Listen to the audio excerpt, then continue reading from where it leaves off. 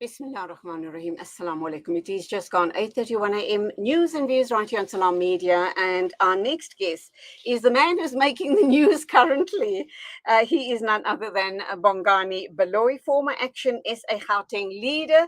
And we're obviously going to ask him what on earth went wrong. I mean, I had my eyes on ActionSA. And here I was thinking, come 2024, they're getting my vote. And I'm too afraid to even ask, why has this young leader that has so much of potential decided to step down? A very good morning to you. Welcome to the program. And how are you feeling this morning?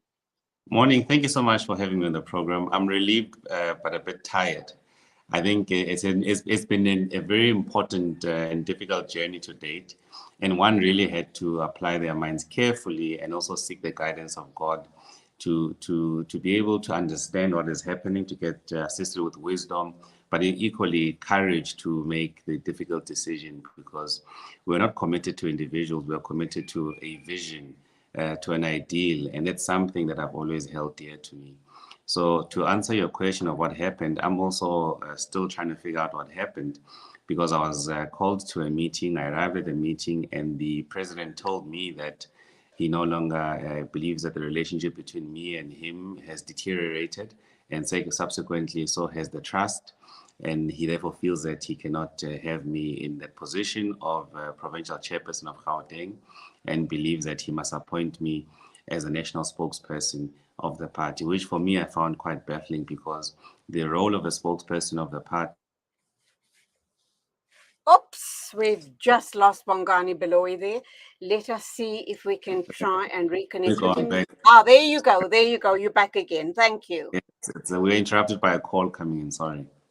Okay. So you see this, obviously you see this as a demotion, number one. And number two, did you ask him for evidence and explanation as to why it has come to this? Because surely you deserve answers. You need to know what he has found you guilty of to have taken this step against you.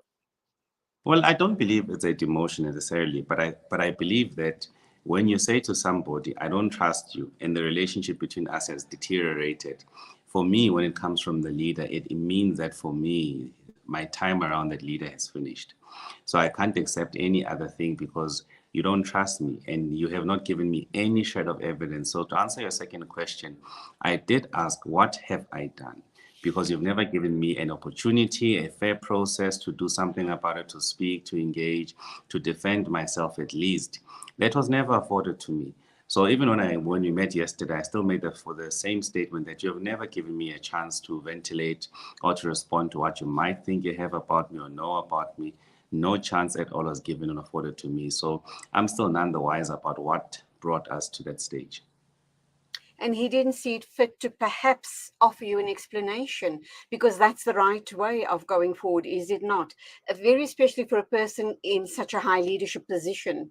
And he needs to lead by example. If he had applied himself and handled this the way the public had expected him to handle it, then perhaps we all could have learned from it. We could have learned a lesson and moved on.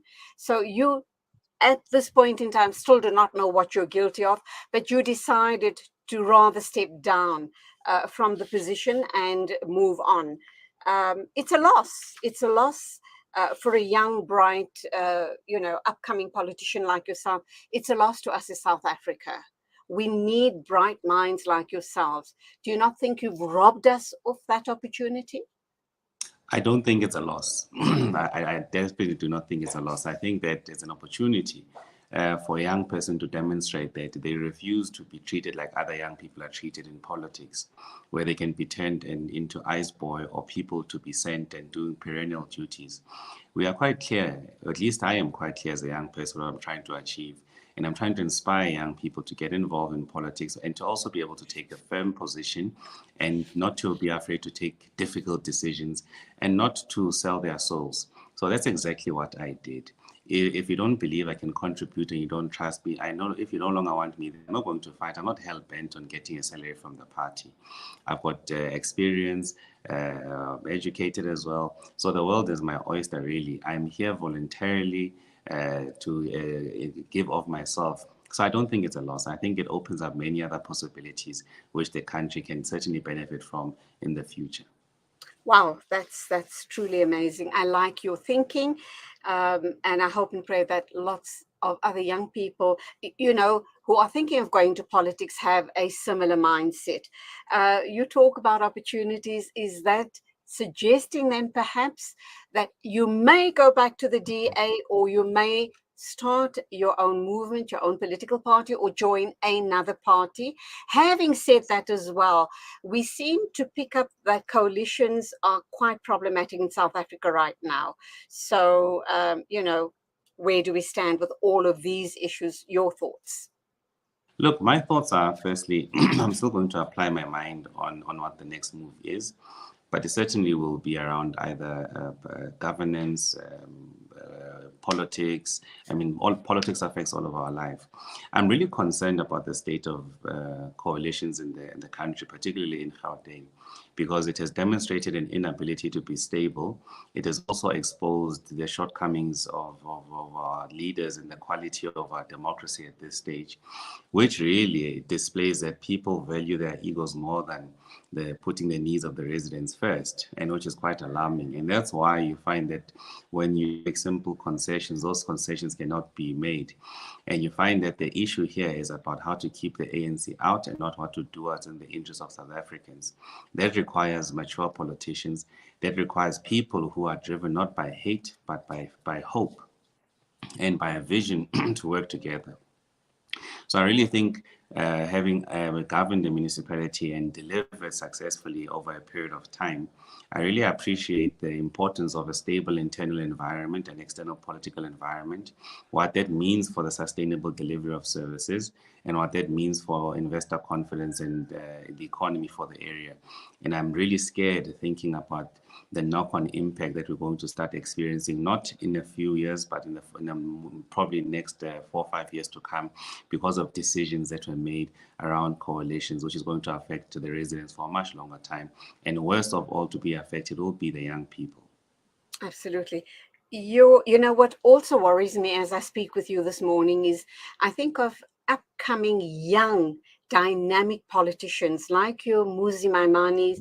I forget the lady's first name, but I think it was Mazibuko. She was also with the DA, very fiery lady, very passionate about what she wanted to achieve as a politician, and many more like those people, young people who have the energy, who has the passion, who has the intelligence to lead this country forward. We're just not seeing enough of them. They join a party, they stay there for a short space of time, and for whatever reason, whether they've picked up corruption, whether they've picked up racism, whatever it is that they've picked up, they then decide to bail out. In their own interest and in their minds, in the interest of the country. But then they get lost in the system. You don't hear or see of them thereafter. We can't afford, we South Africa, to lose young minds like yourselves. How do we move forward? How do we get other young minds on board and start fighting the corruption all around us? I think part of the problem when the young people look across the political spectrum, they don't see themselves in anyone. They see a bunch of leaders above 60 who speak from a point of view or from a vantage point of view because they are disconnected from the lived realities of many South Africans. They just don't understand the struggle of today. Yes, they may have championed yesterday's struggle. They may have succeeded in business and done fantastic things, but they don't grasp exactly the struggle of young people today and the importance that young people can play. So I think it's quite important that for people like me who are in these positions to keep giving hope to young people by challenging their status quo and showing that we can actually live on our terms with our dignity intact without selling our souls and not making it about your paycheck. So I think that's quite important for many of us to keep attempting and be stupid enough to try again and again until we find a workable model. So for me, I can commit to South African, more so young South Africans, that the journey is certainly not over.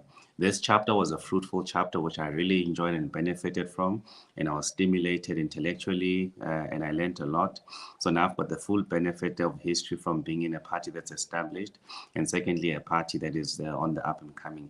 So that has really rounded my experience and really put me in a different level and given me a different perspective. We don't have enough minds like Bongani Baloyi around to take the country forward, and that is a worry for me.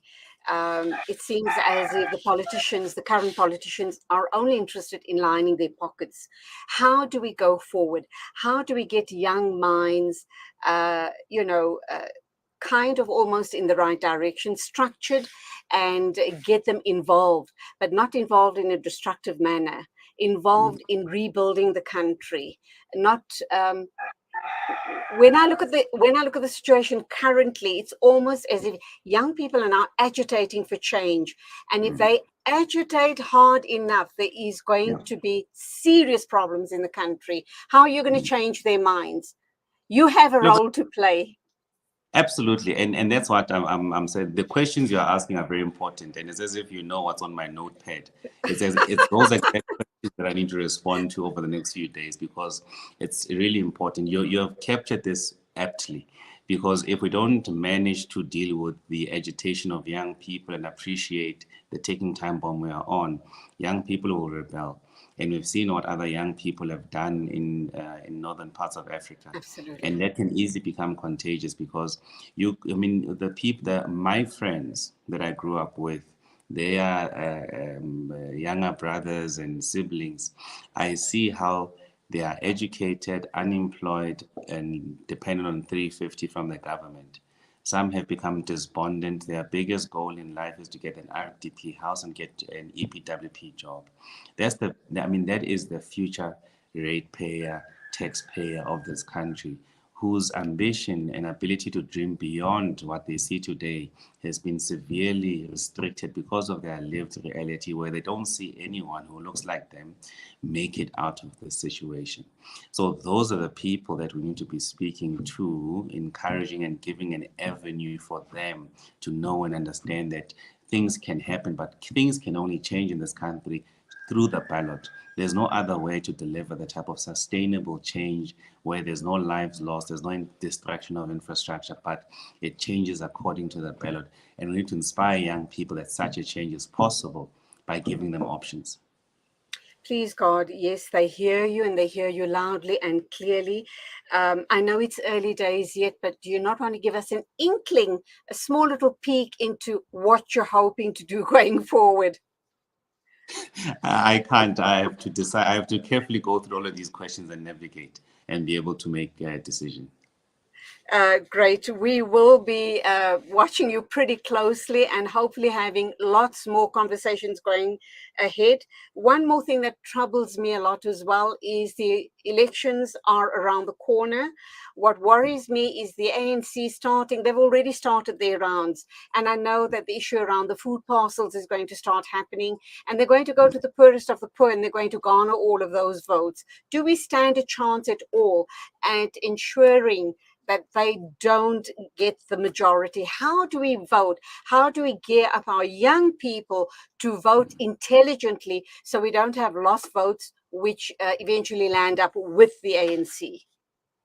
Sure, that's a difficult question, because in the middle of this, there's the crisis in Johannesburg and Tshwane, where people are looking, and they naturally would be despondent towards voting, because they'll start feeling that those we trusted as an alternative are collapsing. So better the devil we know, and we don't want it to Oh, get there.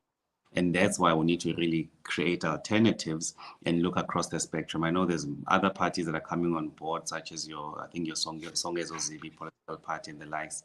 Maybe that will give options, but I'm certain that I think in the next 3 months or so, the political environment is going to be quite dynamic. And I think there will be a vast number of options and alternatives for South Africans to explore.